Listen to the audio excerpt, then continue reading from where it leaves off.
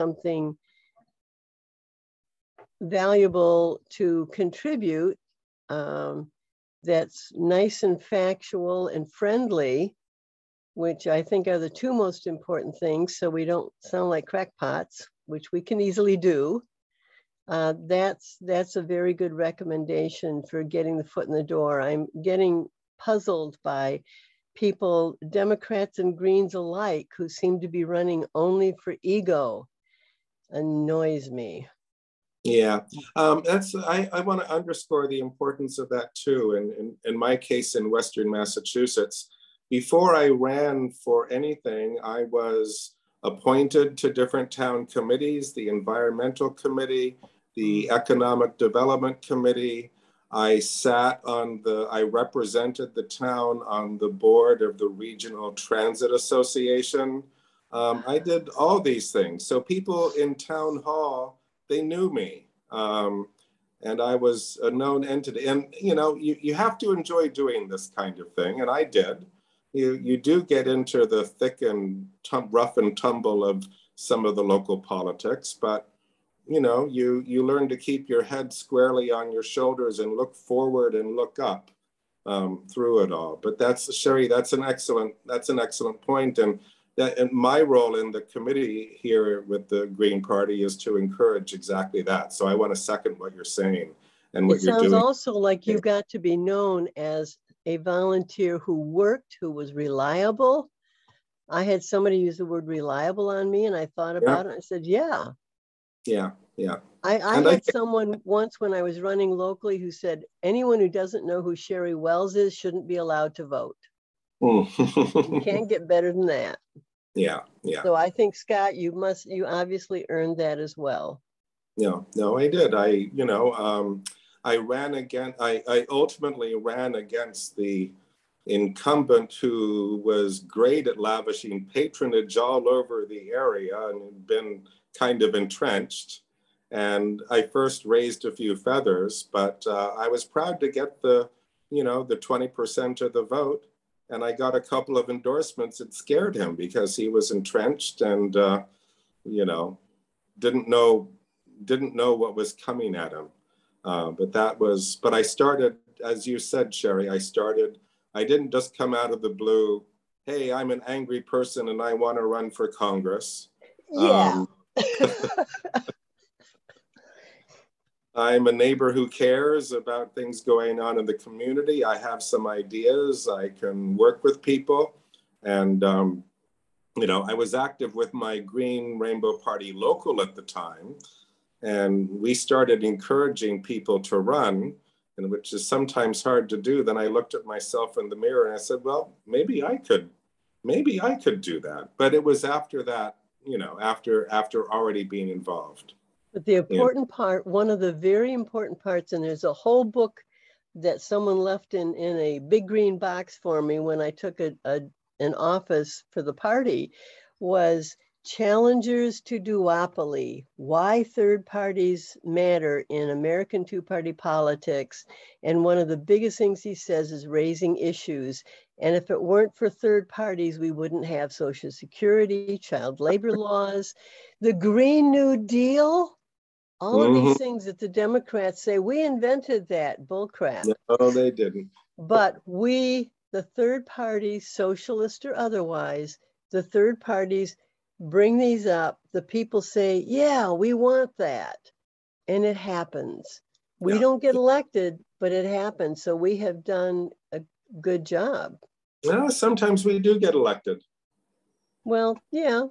And sometimes there's one other tip, Michael, that someone taught me. When the ballots are printed, there will often be like library board. Vote for 3 and you only have 1 or 2 people running. Find out how to get in there as a write-in, get your friends and neighbors to vote for you, and you wind up getting elected in that way without having to. These are normally nonpartisan, so a nomination isn't necessary anyway.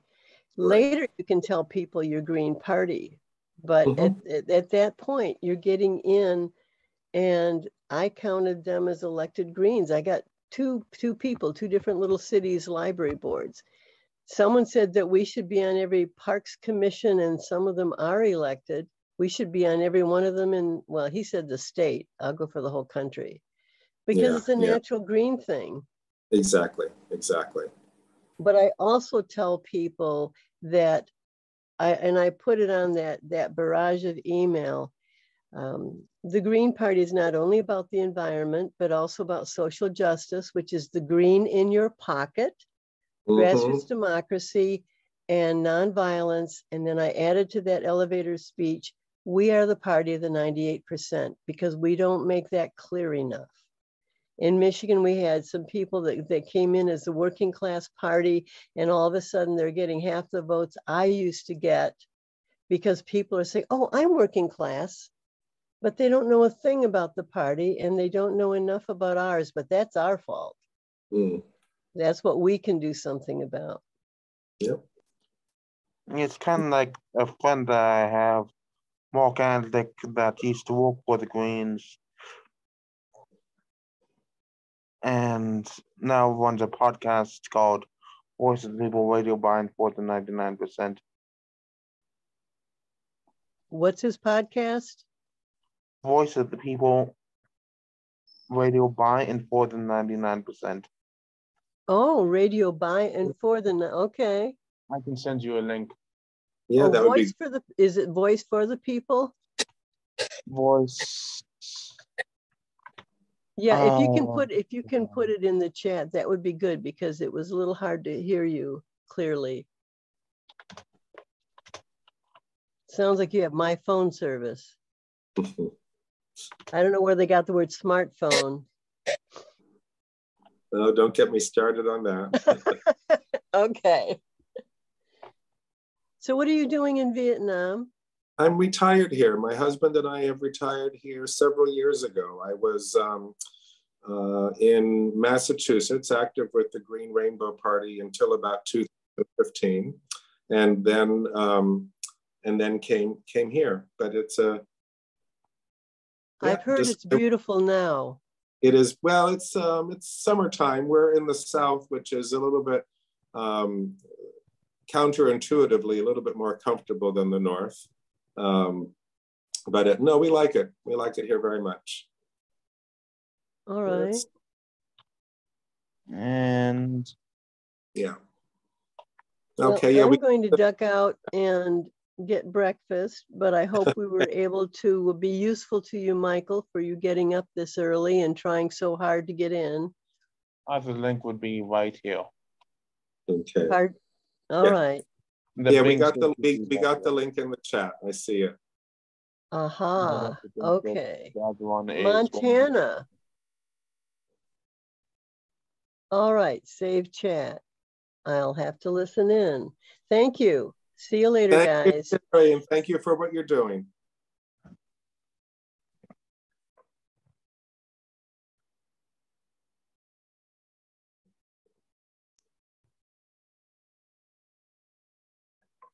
So, Michael, what's the Green Party situation like where you are? We only have one candidate running for Western Montana House District 1, and that would be against Monica Chanel and Juan Zinke, and the person running would be Steve Cody. Okay. And what do you have how many are in your core group there? I have no idea. Okay. Are you not connected to many other people in the Montana Greens? As far as I know, the Montana Greens doesn't exist. Yeah, it's been, I don't hear too much about it. I think there were I know that there was a ballot issue a few years ago where some Green candidates were taken off of the ballots, but I have to say I don't have a lot of information about what might be going on there. Are there other people who you are able to talk politics with? I'd say no. Okay.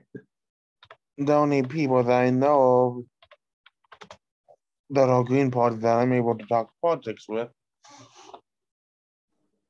are going to be I know that's 2022. I'm to look for 2020.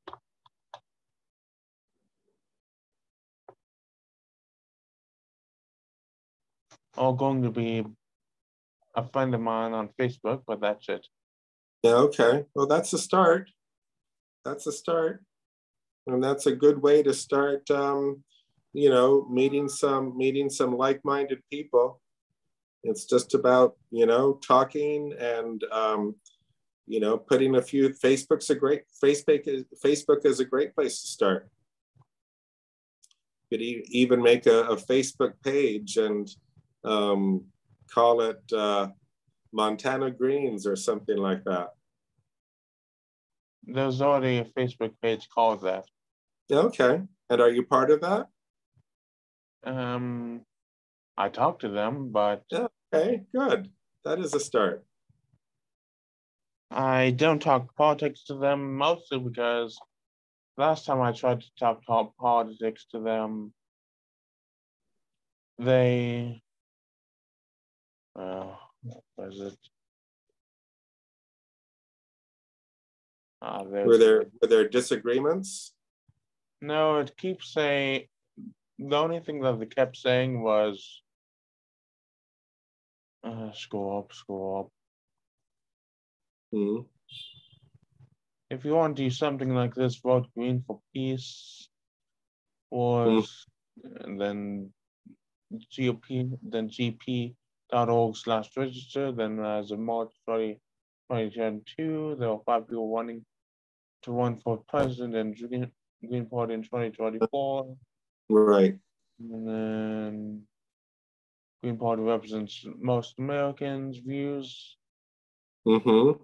There are more of us. We can set down more party wars. Don't thing. Does the Green Party presidential candidate usually get on the ballot in Montana? Were you able to vote for Howie Hawkins, for example? No, he was removed from the ballot due to the Democrats suing. That's right. That was that suit that I remembered. Yeah. Okay. What about Jill Stein? Was she on the ballot? No idea. I was too young. Oh, okay. Okay. I graduated in 2016. Oh, okay. Okay. Of course, back then I was voting for Donald Trump straight, mostly because I was angry. Because what? Mostly because I was angry. Oh, right. Yeah, there was reason to be angry. Oh, go ahead. Yeah. No, there was definitely reason to be angry. And I think that's why many people did vote for him, because he marshaled that anger. And maybe that was one of the reasons that COVID and among other things, but people who voted for him in 2016 didn't vote for him as enthusiastically in 2020 because he didn't change very much. I think they voted for him because I was angry at the Democrats because I live in a Democrat city. Yeah. So they seem to be freaking out, reactionary about everything. Of course, my problem with the United States is that they don't talk about sex nearly enough. They talk about the woman's anatomy, but that's it. Oh, yeah. Well, I find politics in the United States pretty stale. We don't get very much from following mainstream coverage and mainstream politics. It's just a matter of finding the right group of people to begin to see something else. And so I think there in Montana, that's like maybe the most important thing right now. It's pretty bad to be all by yourself. It's better if you find a few people that you can start doing things together and identifying publicly as, hey, we're a group and we don't support the two-party system, and here's what we do support. I tried bringing up with Western Montana DSA, and the leader, Mark Andek, which I posted a podcast for, what was it? said that he doesn't support the Green Party. It depends on the location. In some places they do. In some places they're just, angry Democrats. Yeah. In some locations they do, actually. That's what he messaged me. I was a GOP organizer and a national newspaper editor in the 1990s. Hard road to hoe. I'm trying now to restructure local Dems from the bottom up. As for me, I'm trying to stop Dems from saying we need the Republicans not going there, and start saying that we need the Greens, but that's not going very well, but still. I imagine it's a pretty long haul. So what about, what's the community that you live in now? Missoula. Missoula, Montana. Oh, Missoula. Okay.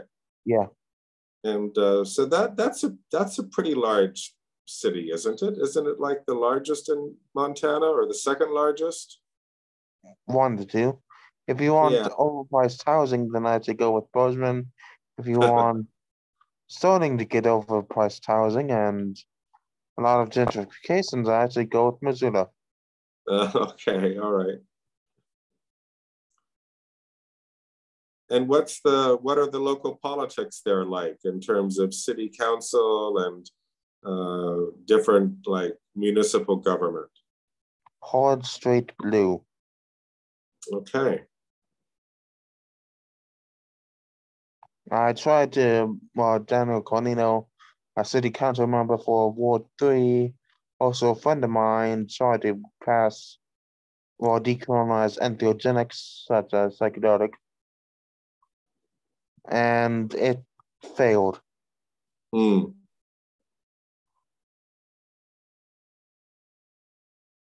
Yeah, I remember in Massachusetts when the issue of marijuana legalization was first being discussed, all the establishment Democrats were opposed to it. I was for it as the Green, but 6 or 7 years later, it's legalized now. And all the entrenched blue officers, the Democrats, they were almost all of them against it. Same here. Yeah, I was in a pretty conservative, I mean, it was blue, but it was also very conservative because it was a very rural part of Massachusetts. Yeah. Basically here, the police chiefs and their union said that they were against it. And all that the resolution does is places that, basically what, if I'm listening to Tom Holman correctly, it basically does to psychedelics and entheogenic ibogaine, etc., what Austin, Texas does to abortion.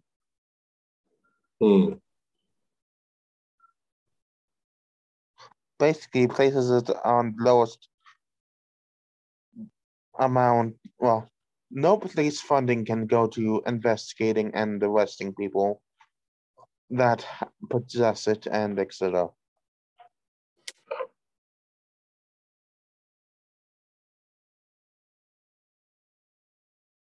Tom Holman did a thing about it either yesterday or the day before, Friday or the Thursday, or Wednesday, one of the two.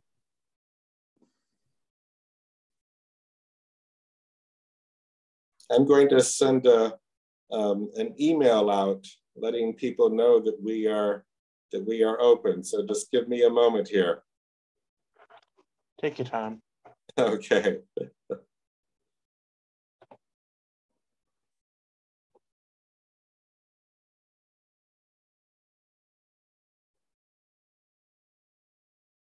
And I've currently been staying up, as of 6 o'clock today, or 6:50 actually. Yeah, today, it's early. So as of 6 8:50 a.m. today. I've been up 24 hours straight. Okay. Have you participated in other workshops at the annual national meeting? Yes, the disability thing yesterday. And how was that? Good. Although I did not have my phone connected, so I couldn't speak. Of course, neither was I paying attention. All right, all right. So, but you're able to watch and listen? Yes, although I don't understand a single word that's being said. I'm going, oh, we have, okay. We just have somebody, Chris Stella is joining. Hello, Chris. Hi, how are y'all? Hi, good. Sorry, I think you were in the waiting room for a while before and it popped away from me. I'm glad you're back. Absolutely. All right, I'm here with Michael in Montana. And where are you? You can leave yourself unmuted, actually. We're a small enough group. Where are you from, Chris? So I am from Louisiana and North Carolina kind of simultaneously. Oh, okay. Yeah, I'm a steering committee co-chair for the GP. Okay. Yeah. Great. Well, I'm new. That's why. So that's probably why I'm asking you these questions. I'm Scott Logenauer, just recently on the coordinated campaign committee, and from Washington State. No. Oh, nice. Well, congratulations on the appointment. No, I'm very happy, very happy to be here. Happy to be part of this. I'm doing the early shift of the Candidate Cafe now, primarily because I live in Vietnam, where it's not 8 o'clock in the morning. Oh, wow. That's got to be great. It's my retirement life, but I've run for office. We were talking earlier. We had Sherry Wells earlier on, and Michael's with us now. We were talking about different campaigns. I was with the Green Rainbow Party in Massachusetts, and then before my retirement. And when I retired, I registered myself in Washington State. So that's why I'm associated with GPWA now, and doing what I can from this side of the world. Oh, very cool. Your state party is really cool. Margaret Elizabeth has been a joy to work with. Yes, well, she was the one that I was a dues paying member of GPWA for a while. Then out of the blue, and it was led by her. They wanted to see if they could get some of their members, roped in, so to speak, and I guess I was one of them. But I was happy to do it. I was involved with the Green Rainbow Party in Massachusetts on the state committee and CDLC, basically from 2008, 9 to 2015. So I kind of knew what I was getting myself into when I got further into it, and more recently on the national committee. And I'm on the international committee too, but I haven't heard anything from them yet. And of course, coordinated campaign committee. So Chris, what campaigns are you kind of focused on in your role now? So I, in the last year or so, worked on a campaign for city council for Bart Everson in New Orleans. Mm-hmm. Bart did surprisingly well. Mm-hmm. I think he came in just shy of making the runoff, which is great, astounding for a city that's deep blue. Right. I've kind of been loosely involved with the Ho campaign in North Carolina. Right. I just recalling your North Carolina connection. I was going to ask you about that. Yeah. Yeah, they just filed suit in that campaign, or I guess it's not filing suit, but they filed for injunctive relief to get Matt back on the ballot. Mm-hmm. The allegation is that, the Board of Elections acted kind of arbitrarily and capriciously by not actually putting forward any evidence that there was not only any dubious ballot petition signatures, but that, like, much less that there were the number that would be needed to remove Matt from the ballot. Right. Yeah. Yeah, no, we've been following that pretty, and it's gotten some good coverage on some of the podcasts that sometimes ignore green issues. They're picking up on those. I think Matthew is going to be on Andrew Yang's podcast sometime in the next couple of days too, which is interesting. Katie Halper, who's going to be, on the fundraiser tonight, she's talked it up, as has Brianna Joe Gray. So we're pretty. We also have on the phone Michael from Missoula, Montana. Michael, do you get word of the Matthew Ho campaign out there? Yeah, but I only do that on Twitter. Yeah. Well, that's where I get most of my news is on Twitter these days. I just, these are the people I want to follow. And some of them are less on Twitter now, which is another issue, but that's probably the main source of my news at the moment. Right. But Chris, you're now you're mostly in Louisiana? Well, I'm mostly in North Carolina. I spend quite a bit of time in Louisiana, though. So my practice is in North Carolina. So okay. So you practice law? Yes, I do. Great. Great. We need we need folks like you. Yeah, tell me about it. I have somebody I'm letting into Ryan Coding is coming in. Ryan. Hi, Ryan. You are on. We see you. Connecting to audio. Okay. Yeah, and Ryan, we're a small enough group that I think most of us can remain unmuted. It's a pretty casual format we have. If we get larger, then we probably will ask for some people to mute. But I think we're small enough still at the moment where if it's okay, unless there's a lot of noise where you are, you can unmute yourself, because we have at this stage pretty just sort of general conversations. I don't know that we have any. Ryan, are you a candidate?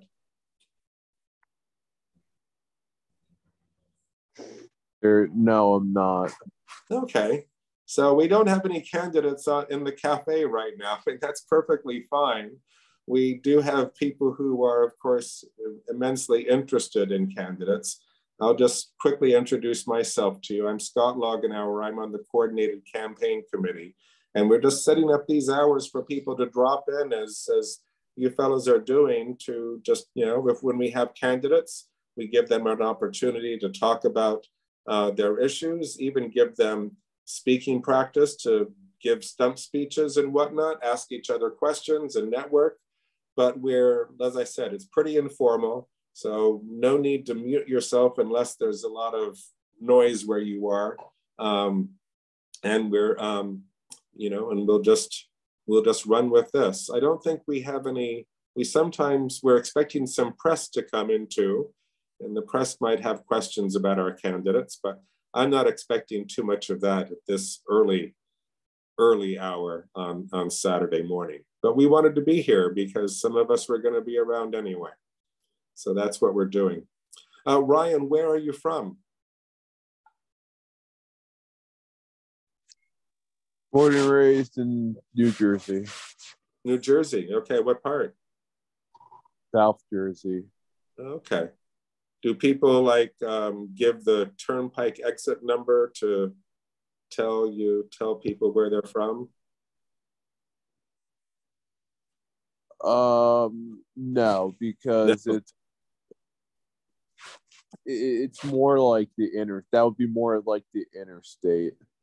Okay. To be honest with you, we don't really do it all that much, but it'd be more so like the interstate rather than the turnpike, which are two different things.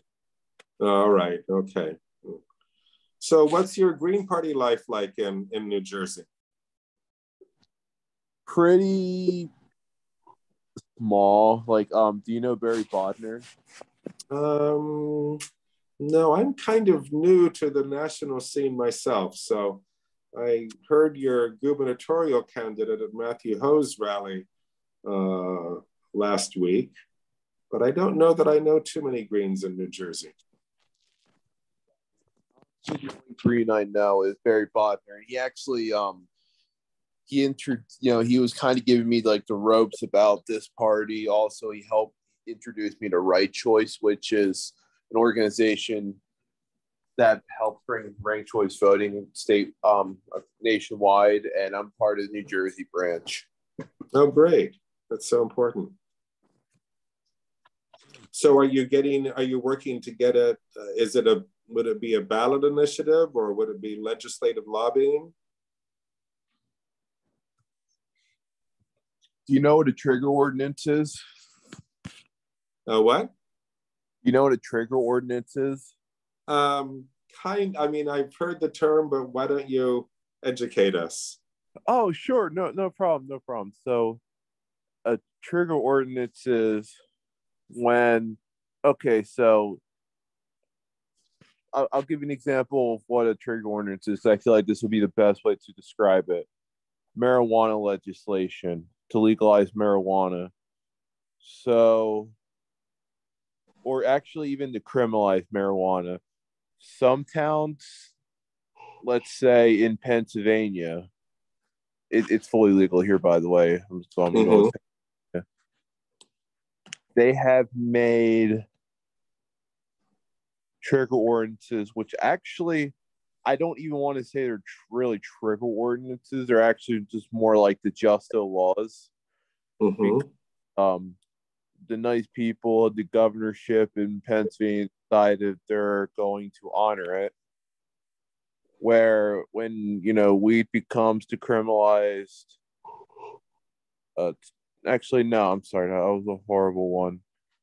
Actually, when weed becomes legalized, we'll be okay. When weed becomes legalized, we will go request licenses from the state. This actually happened here too.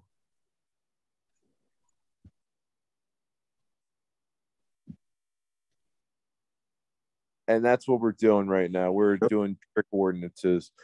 Okay. Now, we really can't do much not a ballot initiative, legislative process, although we surely are sticking to that route. But we're better off just doing, like trigger ordinance ballot initiatives. Right. And we had like one in Hoboken, New Jersey. Okay. Yeah, I remember when I was running as a Green for state rep, so this was in 2012 or something. I had somebody come up to me and say, well, I can't vote for you unless we have instant runoff voting. And I said, well, what do you mean? Does that mean you're going to vote for somebody who doesn't want instant runoff voting? Because I want instant runoff voting, but I'm not counting on the guys in office now to just sort of, okay, I'm going to change the system that gets me elected. So my answer to them was, well, then don't vote. If that's so important to you, don't vote for anybody who's not going to do it.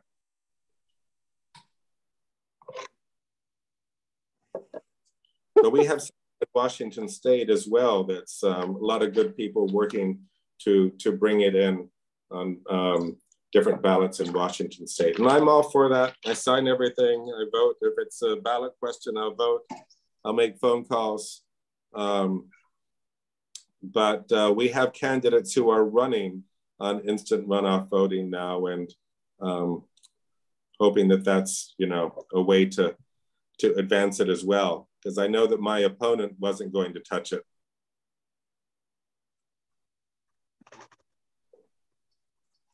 I'm actually working with campaign training to write a letter and a proposal plan about Great. ranked choice voting? Well, education, a lot of people, you know, it's quick and it isn't quick. It's when it's done well, when it's presented well, people get it. But there is still so much, you know, either misinformation or this notion that it's, you know, that's weird and cumbersome, that, you know, we have to educate people on it, definitely. We had a presentation in our Green Party meeting in Washington with people coming in and giving us a demonstration of it. And there were about maybe 20 of us on this Zoom call. And for a number of people, it was eye-opening. Okay, this is how easy it can be.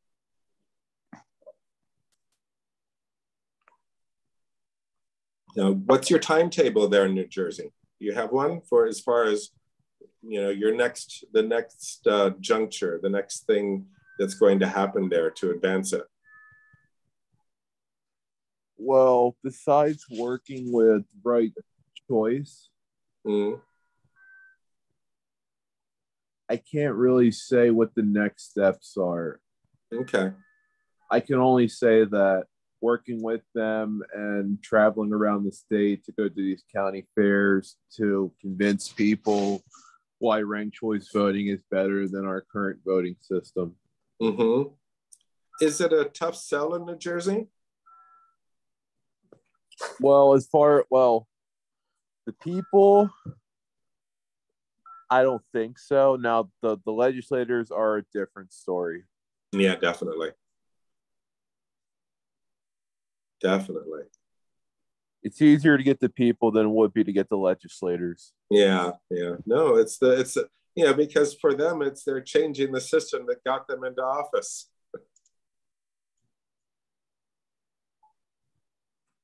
It makes me wonder whether. Oh, it makes me wonder. Hey, it makes me wonder whether in New Jersey, for instance, it would be easier to get ranked choice voting put on the ballot as a plebiscite rather than convincing people who benefit from the current election system to pass any meaningful legislation. Yeah. I would think so. That's what we're doing in Washington. That's what we're doing in Washington State. And that's how it came about in Maine. But every state is different, isn't it, in terms of things that can get on the ballot as a referendum or plebiscite issue. Right. I know in North Carolina, at least, it would be more difficult to get it on the ballot as a plebiscite than to convince Republicans that it would be in their best interest to pass meaningful legislation. Right. Well, someone told me it was a Republican Party, maybe it was the Republican Party of Virginia that internally uses ranked choice voting. I heard that not too long ago. Some Republican Party in a southern state uses ranked choice voting in their internal party votes.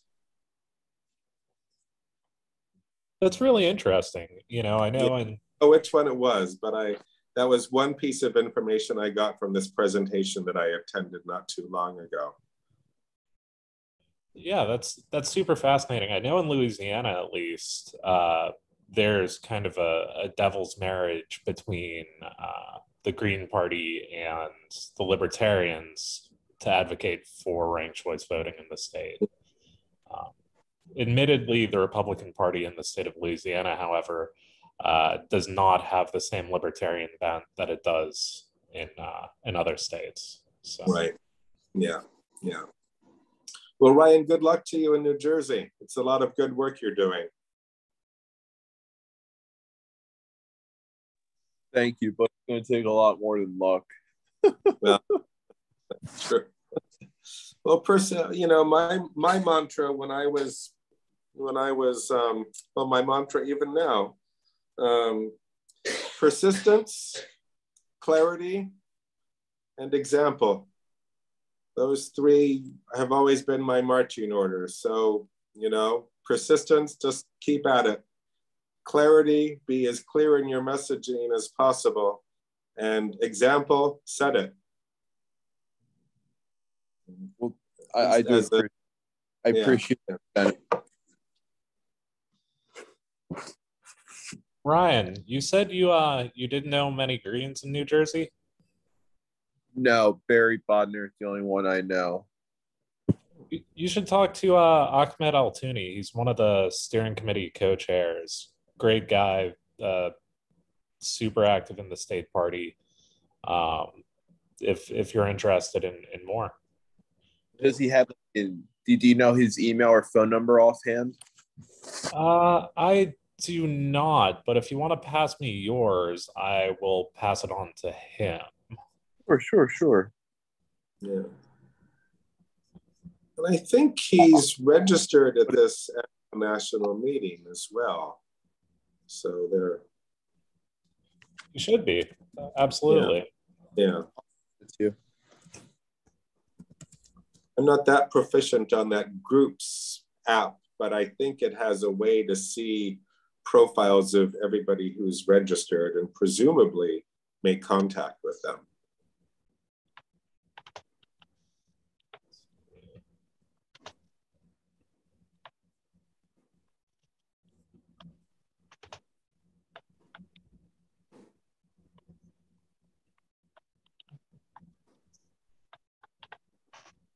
So yeah, Ryan, we appreciate you coming here, and maybe this is the beginning of getting to meet quite a few more Greens.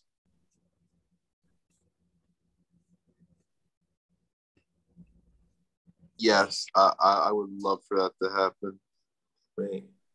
I would love. I like I need to network. Good. Good. Great thing. See, we can do that at the Candidate Café even when we don't have candidates. It's fine. Heck, I'm even thinking about becoming a candidate maybe next year or in 2020. Better. That's even better, Ryan. Great to hear. But right now, it's not a good time for me for reasons I get into. Yeah. No, it has to be the right time. I'm the first to advise people that. Right time for you, right time for your family, right time for the people close to you.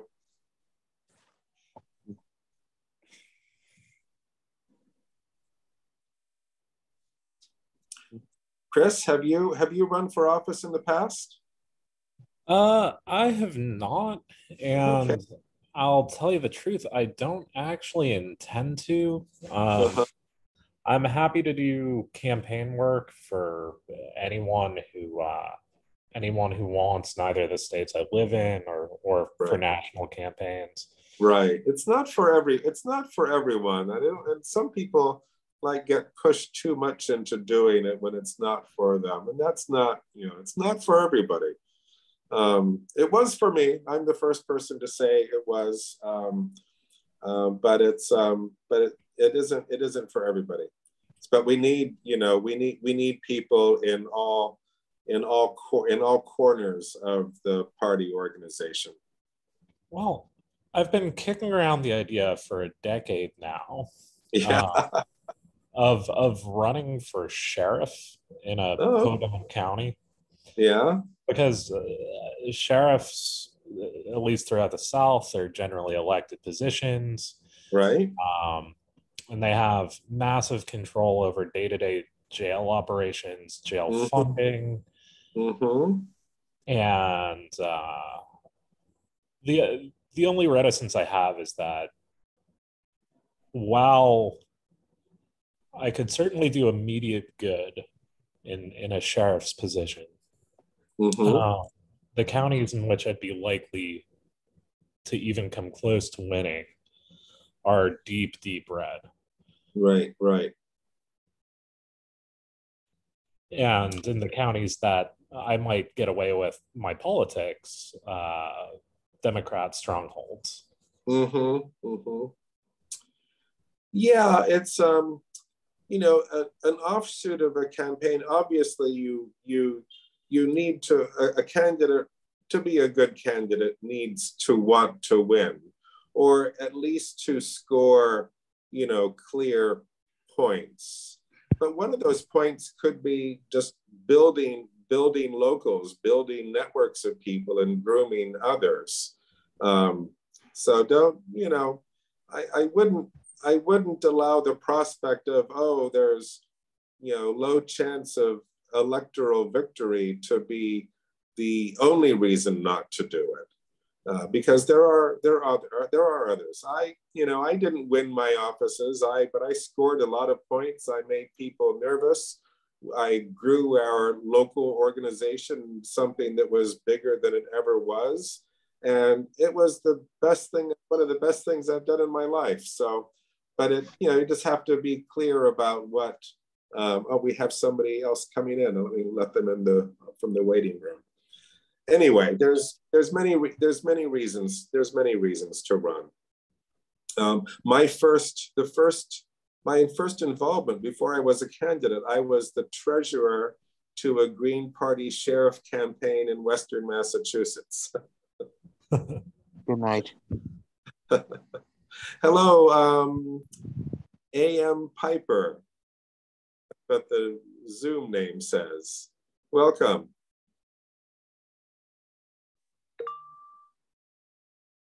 Welcome. Hello, can you hear us? I'm talking to A.M. Piper, who just joined. It looks like you're not muted. Can you hear me?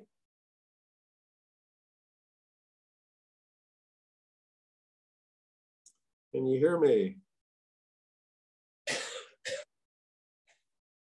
Oh, okay. They're gone. I don't know if that was a mistake, or maybe they will try to get in with different audio.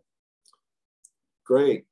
So hi, so Chris and Ryan, it's just the three of us right now. And like I said, I'm going to turn off the recording and restart it. We try to change this every hour so our files are not large.